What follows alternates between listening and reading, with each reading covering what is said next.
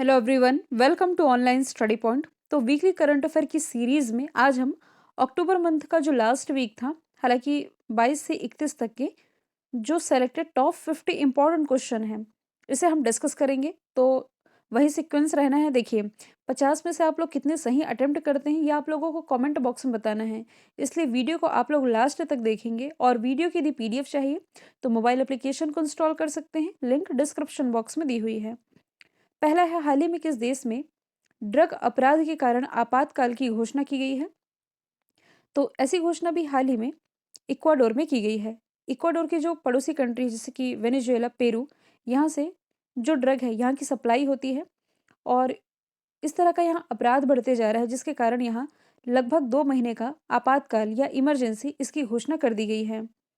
हाल ही में किस देश ने एक बार फिर से पनडुब्बी की नई बैलिस्टिक मिसाइल का परीक्षण किया है?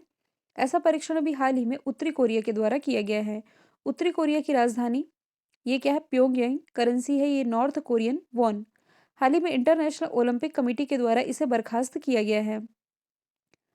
आप लोग चैनल को सब्सक्राइब कर लीजिए, बेल आइकन भी प्रेस कर लीजिए, ताकि आप लोगों को मेरी जितनी भी वीडियोस है इसकी नोटिफिकेशन सबसे पहले मिल सके। वैश्विक खाद्य सुरक्षा सूचकांक जो कि हाल ही में जारी किया गया है, ग्लोबल फूड सिक्योरिटी इंडेक्स 2021 का, इसमें भारत का स्थान ये बताया गया है 71वां। कुछ अदर रैंकिंग की हम बात करें तो हाल ही में जो ग्लोबल इनोवेशन इंडेक्स रिलीज किया गया है, इसमें भारत को 46वां स्थान दिया गया। Passport index, Henley passport index में भारत 90 स्थान पर है। और हंगर इंडेक्स में भारत 101 स्थान पर आ गया है। एमसीसी के द्वारा किन दो भारतीय खिलाड़ी को मानद आजीवन सदस्यता प्रदान की गई है? तो ये प्रदान की गई जगावल श्रीनाथ और हरभजन सिंह, इन दोनों को ही। एमसीसी के अध्यक्ष बनने वाली पहली महिला क्लेयर कोनोर ये कुछ समय पहले ही बनी है। जम्मू कश्मीर सरकार ने किस देश की सरकार के साथ औद्योगिकीकरण के लिए समझौता किया है? तो ये समझौता जम्मू कश्मीर सरकार और दुबई के बीच में किया गया है। जिस तरह से दुबई डेवलप है औद्योगिकीकरण को लेकर के, वैसे ही पहल अब जम्मू कश्मीर में शुरू होनी है। और इसके लिए एमओयू पर हस्ताक्षर किए गए हैं। किस बैंक ने पूरे भारत में माइक्रो एटीएम लॉन्च किए हैं? तो जो आप एटीएम देखते हैं उसी का ही छोटा रूप है माइक्रो एटीएम। ऐसी घोषणा भी हाल ही में कोटक महिंद्रा बैंक के द्वारा की गई है। ये वही कोटक महिंद्रा बैंक है जो कि ऑनलाइन केवाईसी की सुविधा प्रोवाइड कराने वाला भारत का पहला बैंक है। केवाईसी यानी कि know your customer. Covid delta variant AY4.2, इसका पहला मामला किस देश में दर्ज किया गया? देखिए, जो इजराइल है इसने 15 जून को अपने आप को मास्क फ्री डिक्लेयर किया था, यानी कि दुनिया की पहली मास्क फ्री कंट्री ये इजराइल ही थी। लेकिन अब हाल ही के दिनों में यहाँ कोरोना का नया वेरिएंट पाया गया है। अगला क्वेश्चन है, हाल ही में तेज गेंदबाज जेम्स पैटरसन ने इंटरनेशनल क्रिकेट से संन्यास की घोषणा की है। किस देश से बिलोंग करते हैं? तो ये ऑस्ट्रेलिया से बिलोंग करते हैं। ऑस्ट्रेलिया की राजधानी कैनबरा, करेंसी है dollar, prime minister Scott Morrison है। अयोध्या तीर्थ यात्रा के लिए जनजाति लोगों को 5,000 रुपये तक की वित्तीय सहायता कौन सी सरकार देगी? ये देगी गुजरात सरकार। क्योंकि देखिए, अयोध्या तीर्थ स्थल मतलब कि आप कह सकते हैं कि जो सबरी थी ना, एक तरह की भीलनी थी। तो सबरी धाम है जो, वो स्थित है गुजरात में। वहाँ ऐसा ऐतिहासिक फैसला लिया गया है कि जो भी जनजाति लोग हैं, क्योंकि भील ये भी एक जनजाति है, तो जनजाति लोग जो कि अयोध्या की यात्रा करना चाहते हैं, जो कि भगवान राम से संबंधित है, और सबरी और राम का कनेक्शन आप जानते ही हैं, तो ऐसे में जनजाति लोगों को 5,000 रुपये तक की वित्तीय सहायता गुजरात गवर्नमेंट देने जा रही है। अगला क्वेश्चन है, कौन सा देश एफएटीएफ की ग्रे लिस्ट में बरकरार रखा गया है? क्वेश्चन को थोड़ा और आप मॉडिफाई कर लें। लगातार तीसरे वर्ष एफएटीएफ की ग्रे लिस्ट में बरकरार रखा है पाकिस्तान को। एफएटीएफ यानी कि financial action task force. Pakistan को अभी तक ब्लैक लिस्ट में जाने से बचाता आ रहा था तुर्की, लेकिन अब ये भी लपेटे में आ चुका है, ये भी इसकी ग्रे लिस्ट में आ गया है। और थॉमस कप और उबर कप किसने जीता है? तो देखिए, थॉमस कप ये पुरुषों के बैडमिंटन से रिलेटेड है, उबर कप महिलाओं के बैडमिंटन से रिलेटेड है। थॉमस कप जीता है इंडोनेशिया ने, उबर कप जीत लिया है चाइना ने। किस देश ने ब्रिटेन की महारानी एलिजाबेथ को हटा करके अपना पहला राष्ट्रपति चुना है? तो एक कैरिबियाई देश है बारबाडोस, इसी की पहली महिला राष्ट्रपति चुन ली गई है। पहले ये जो क्षेत्राधिकार है, शासन का अधिकार, ये ब्रिटेन की महारानी के पास था, जो कि हटा दी गई है अब इससे। हाल ही में किस देश ने अपने पहले अंतरिक्ष रॉकेट नूरी का सफल परीक्षण किया है? तो नूरी रॉकेट का सफल परीक्षण अभी हाल ही में साउथ कोरिया यानी कि दक्षिणी कोरिया के द्वारा किया गया है।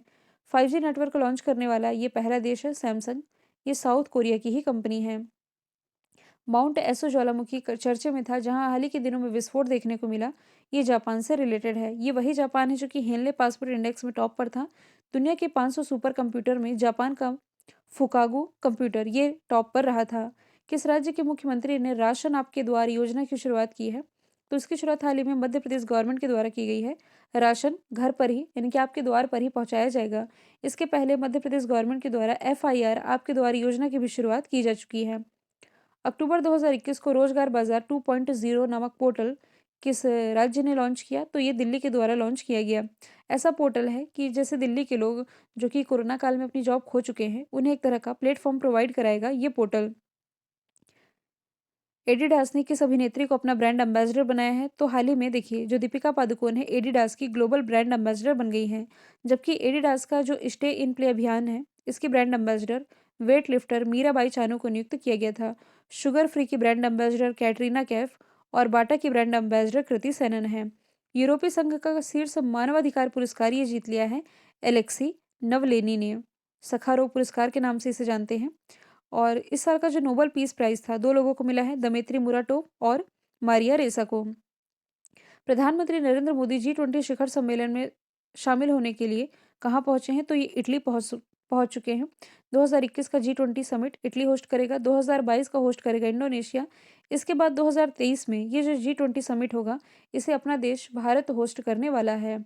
फिर अगला है, हाल ही में भारत सरकार की फंडिंग से बने जयनगर कुर्धा रेलवे लिंक को औपचारिक रूप से किस देश को सौंप दिया गया है? तो दोनों देशों के बीच में कनेक्टिविटी और व्यापार संबंधों को मजबूत बनाने के लिए देखिए, ये इसमें पूरा पैसा भारत सरकार का लगा हुआ है। जयनगर कुर्था रेलवे लिंक जो कि औपचारिक रूप से अब सौंप दिया गया है नेपाल को। नेपाल की राजधानी काठमांडू और नेपाल में ही दुनिया की सबसे ऊंची चोटी माउंट एवरेस्ट ये स्थित है। भारत और किस देश ने खनन और इस्पात क्षेत्र में सहयोग करने के लिए समझौता ज्ञापन पर हस्ताक्षर किए हैं? तो ये हस्ताक्षर अभी हाल ही में किया गया है भारत और रशिया के बीच में। किस लिए? तो खनन यानी कि माइनिंग के क्षेत्र में अब दोनों देश एक दूसरे का सहयोग कर सकेंगे। ऊर्जा दक्षता सूचकांक जो कि हाल ही में जारी किया गया, इसमें कौन सा राज्य टॉप पर था? कर्नाटक टॉप पर था, दूसरे स्थान पर राजस्थान था। केंद्र सरकार ने केंद्रीय कर्मचारियों एवं पेंशन भोगियों के लिए महंगाई भत्ता जो कि बढ़ा करके कितने कर दिया है? महंगाई भत्ता बढ़ाया गया है और ये बढ़ा करके 3% किया गया है। इसके बारे में पहले भी मैंने आप लोगों को बताया है। अगला क्वेश्चन है, रियलमी के ब्रांड एम्बेसडर कौन बने हैं? रियलमी जो कि एक चाइनीज फोन निर्माता कंपनी है, उसके ब्रांड एम्बेसडर KL राहुल बन गए हैं। दीपिका पादुकोण बनी है एडिडास की global brand ambassador. Rohit Sharma की यदि हम बात करें, तो ये ओकले आईवेयर ब्रांड के ब्रांड एम्बेसडर हैं। महेंद्र सिंह धोनी ये Dream11 के ब्रांड एम्बेसडर हैं। इसके अलावा टाइटन, रेड बस इसके ब्रांड एम्बेसडर MS धोनी ही हैं। किस कंपनी ने ग्रीन एनर्जी अवार्ड जीता है? इसमें से जो TVS मोटर है, इसने जीत लिया ग्रीन एनर्जी अवार्ड। देखिए, TVS के जो हेडक्वार्टर है ये चेन्नई में स्थित है। ब्रांड एम्बेसडर महेंद्र सिंह धोनी है। TVS के द्वारा ही भारत का पहला एथेनॉल से चलने वाली बाइक लॉन्च की गई थी, जिसका नाम अपाचे RTR 200 रखा गया था। स्टार इन माई स्काई किताब जो कि किसके द्वारा लिखी गई है? ये किताब है जो कि लिखी गई है अभिनेत्री दिव्या दत्ता के द्वारा। नीना गुप्ता ये भी अभिनेत्री है जिनकी किताब हाल ही में लॉन्च हुई, सच कहूँ तो, जो कि इनकी एक ऑटोबायोग्राफी है। Anupam Kher your best day is today. Chetan Bhagat one arranged murder. ICC पुरुष T20 वर्ल्ड कप 2021 का आयोजन ये किस देश में होगा? एक्चुअली में ये हो चुका है UAE ओमान में। मतलब हो चुका तो हम नहीं कह सकते, हो रहा है। इसमें दोनों ही देश इसे होस्ट करने वाले हैं। हाल ही में जारी रिपोर्ट के अनुसार अमेरिका में किस वर्ष तक प्लास्टिक कोयले के ग्रीन हाउस गैस उत्सर्जन को पार कर जाएगा? तो देखिए, रिपोर्ट ये कहती है कि अमेरिका में जो प्लास्टिक है, प्लास्टिक का इस हद तक इस्तेमाल हो रहा है कि आने वाले समय में 2030 तक इस हद तक इसका उपयोग हो जाएगा कि कोयले के ग्रीन हाउस गैस उत्सर्जन को भी ये पार कर जाने वाला है। भारतीय सेना ने अभी हाल ही में अरुणाचल प्रदेश में, मतलब कि चाइना की सीमा से लगा हुआ जो एरिया है, यहाँ एडवांस रॉकेट लॉन्चर पिनाका और स्मर्श तैनात कर दिया है। कानून सूचकांक जो कि हाल ही में रिलीज किया गया, इसमें भारत की रैंकिंग 79 है और फूड सेफ्टी इंडेक्स में 71 है, मैंने बताया ही है। ऊर्जा संक्रमण सूचकांक में 87वां है, हंगर इंडेक्स में 101 है। अंतरिक्ष मलबे को कम करने के लिए चाइना के द्वारा नया सैटेलाइट लॉन्च किया गया जिसका नाम सिंजियान 21 है। तियानयिन 1 जो कि इसका मार्स मिशन है, ईस्ट यानी कि ईस्ट की फुल फॉर्म मैंने आप लोगों को बताई थी, सॉरी मेरे दिमाग से स्किप हो रही है। एक्सपेरिमेंटल एडवांस्ड सुपर कंडक्टिव टोकोमेव, ये चाइना के द्वारा लॉन्च किया गया इसका पहला आर्टिफिशियल सन है। फास्ट दुनिया का सबसे बड़ा रेडियो टेलीस्कोप है जिसकी फुल फॉर्म बनती है 500 मीटर अपर्चर स्फेरिकल टेलीस्कोप। ये भी चाइना के द्वारा लॉन्च किया गया। 2022 के लिए भारत की तरफ से जो मूवी नॉमिनेट की गई है इसका नाम है कुंजगल, जो कि एक तमिल फिल्म है। हाल ही में जो हमारा चुनाव आयोग है इसने मतदान केंद्रों की डिजिटल मैपिंग के लिए एक एप्लीकेशन लॉन्च कर दिया है जिसका नाम है गरुड़ मोबाइल एप्लीकेशन।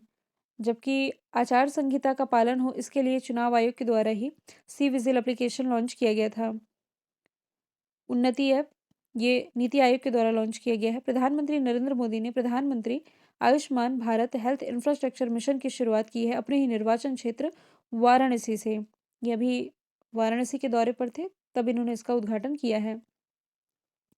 और बलिया से देखिए उज्ज्वला योजना की शुरुआत की गई। महोबा से उज्ज्वला 2.0 की शुरुआत की गई। अगला क्वेश्चन है रक्षा मंत्रालय ने MK54 तारपीडो खरीदने के लिए किस देश के साथ समझौता किया है? तो ये समझौता है भारत और अमेरिका के बीच में। भारत रशिया के बीच में S-400 मिसाइल को लेकर के समझौता है। राफेल विमान को लेकर के भारत और फ्रांस के बीच में डील है। हाल ही में किस देश ने नया शिक्षा कानून पारित किया है?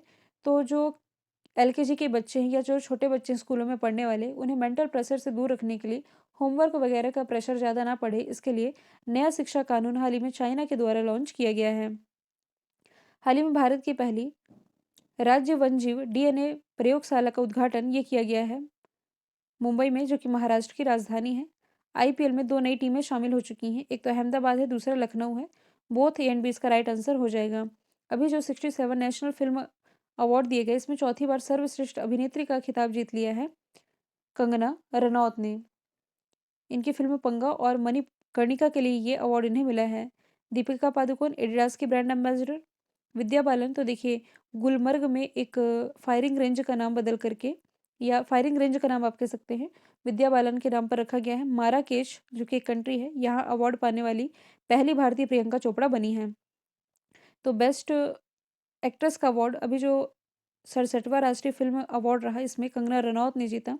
बेस्ट एक्टर का अवार्ड मनोज बाजपेयी और तमिल के एक्टर हैं धनुष, इन्होंने जीता है। बेस्ट फिल्म का अवार्ड जीता है छिछोरे ने।